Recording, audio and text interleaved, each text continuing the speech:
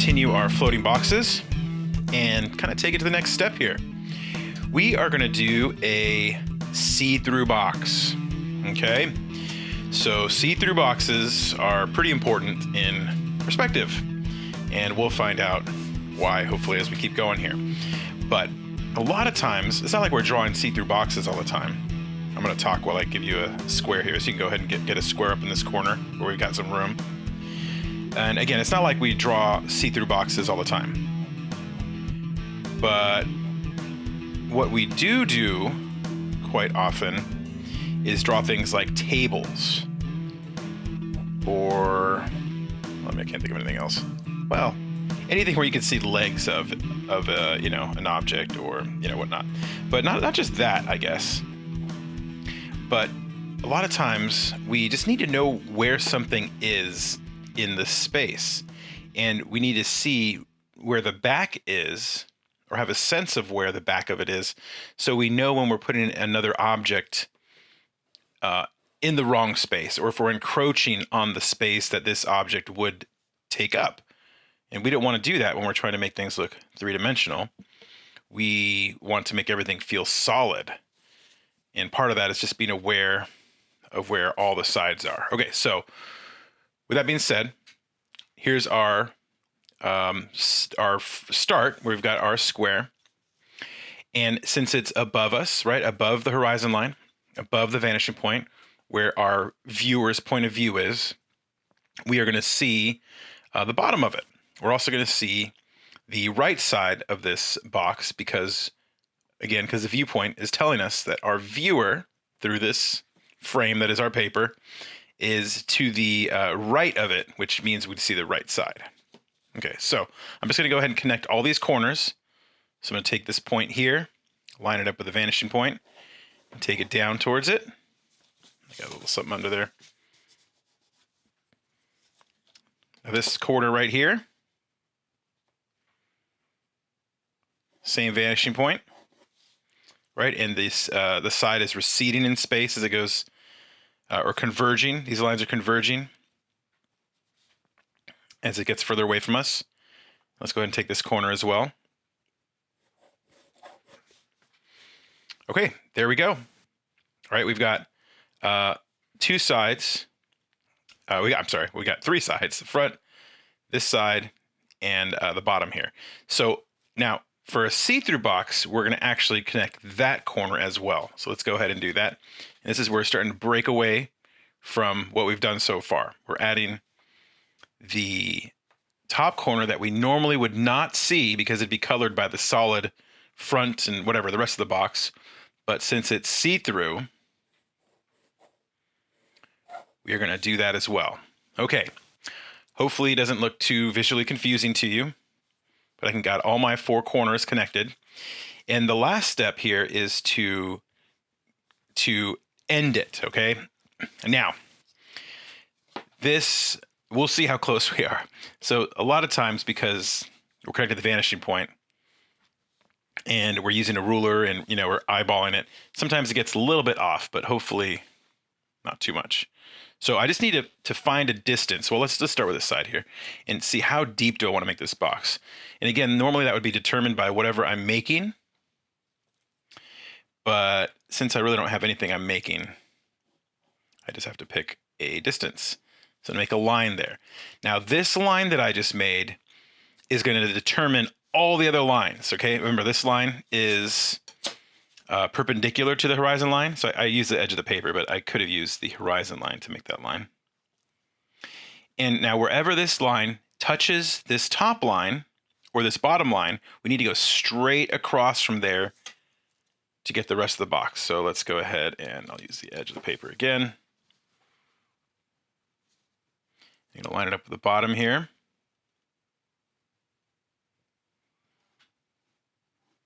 Okay, and since I have my ruler in this direction, I'm going to go ahead and do this top one as well. Okay, so good thing this line did not line up with the front bottom of the box, or else you would have what's called a tangent. And if yours did, there's nothing wrong with it, except that it's visually hard to see. Nothing wrong with it. But when you do have things unintentionally line up, or intentionally, I guess, I don't know, but it's called a tangent, and we want to avoid tangents when drawing, generally. Okay, so now wherever this is, now here's where it gets a little funky, okay, because we are not robots. This line is probably not, these 2 points, right, where this line crosses this corner and this one crosses that corner, they're probably not perfectly in line. So what I wouldn't do is kind of turn my straight line, my straight edge, to connect them, even if they're not straight. That's going to look janky. It's going to look like off. I would rather try and split the difference. Just find out where it is and find out where that corner is and get as close as I can. Now, if it's way off and you can't even get it close, mine's not too bad. It's just slightly off. You can see there in the corner. But, oh, and actually, no, mine's pretty on. I actually made that line a little bit too far to the left. Let me refix that. It's pretty on. But a lot of times it's not perfectly on. And it's just because we're not robots. And it's a little bit off. And that's usually okay. We are, again, not doing architecture. We are drawing backgrounds or whatever. We're going to be drawing backgrounds. So if it's close, you shouldn't sweat it. Just let it be. If it's not close and, something may be wrong and you may have kind of messed up. Okay, so now that I've got them all, we can go ahead and darken them.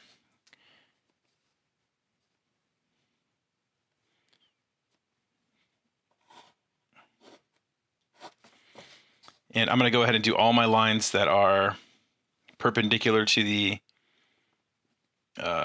horizon line at the same time.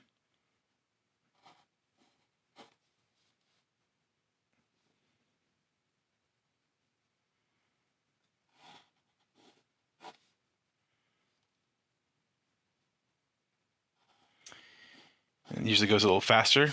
And then I'm going to go ahead and do my other lines. And I just kind of like my ruler going that way with my pencil.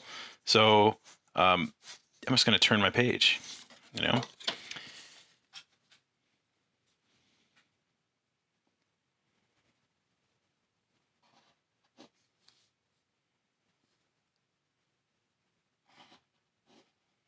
Missed one back there.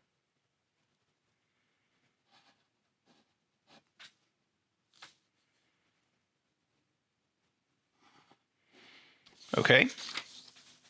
And now I'm just going to connect the lines to the vanishing point.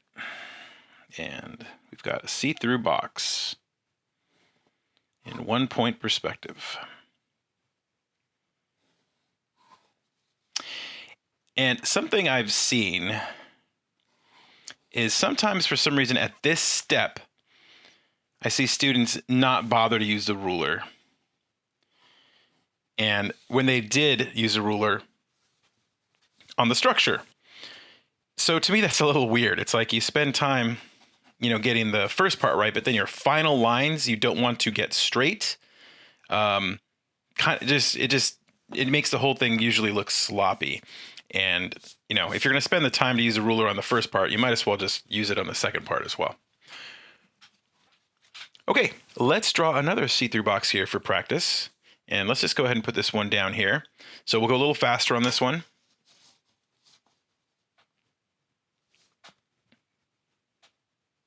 Let me get my other pencil. I'm going to put this one a little further away from the vanishing point. The closer it gets to the vanishing point, the thinner these sides will be, right? Like these are pretty thin because they're pretty close to being lined up with the vanishing point. And you can see these boxes, we have more space here. Now, of course, this is arbitrary because I could adjust how long I want to make that. But just generally, you're going to have a lot thinner of a side, the closer you get to the vanishing point. So let's give ourselves a little more space. And let's draw another see-through box down here.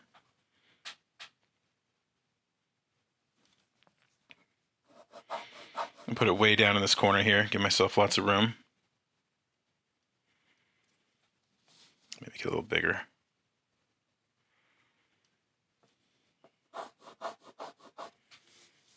Okay, now I'm going to go ahead and do the top and the bottom.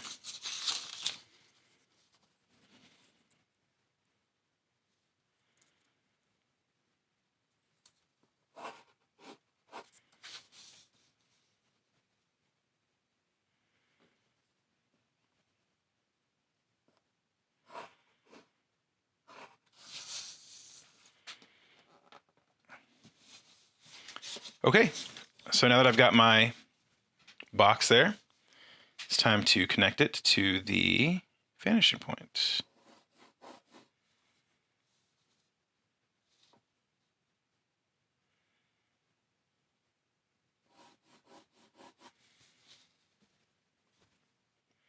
I'm connecting all my corners once again because it's a see-through box.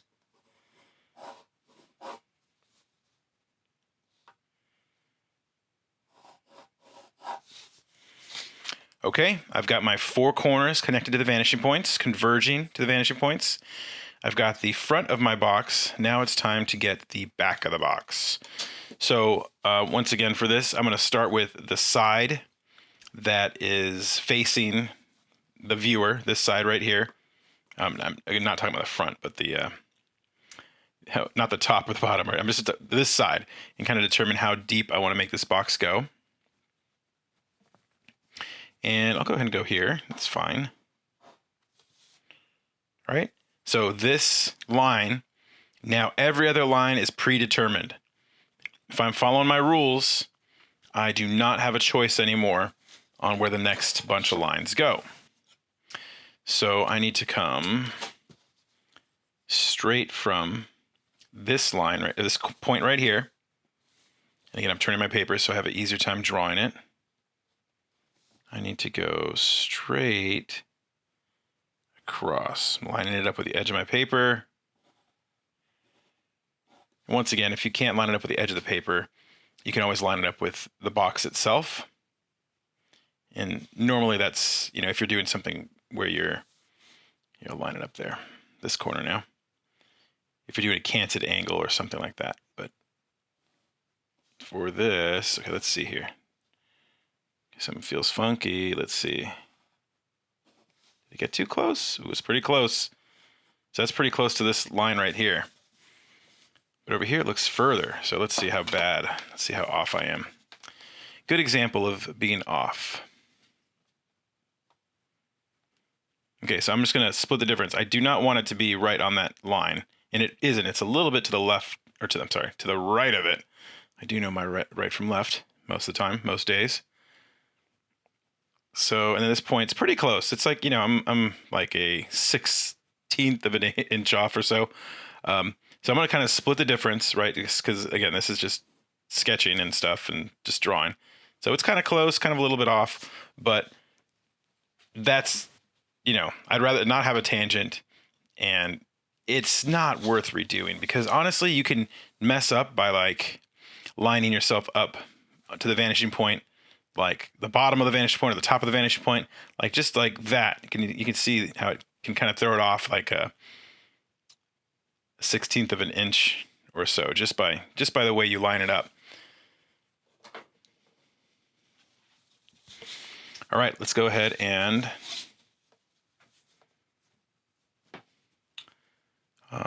finalize these lines here for my see-through box. Now I didn't add any value to these boxes, any shadows or highlights because they're see-through. And I guess you kind of could, but I'll just keep them see-through. This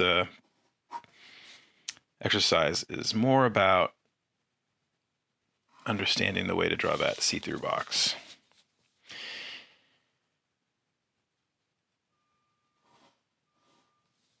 Okay, I'm taking these ones for some reason next.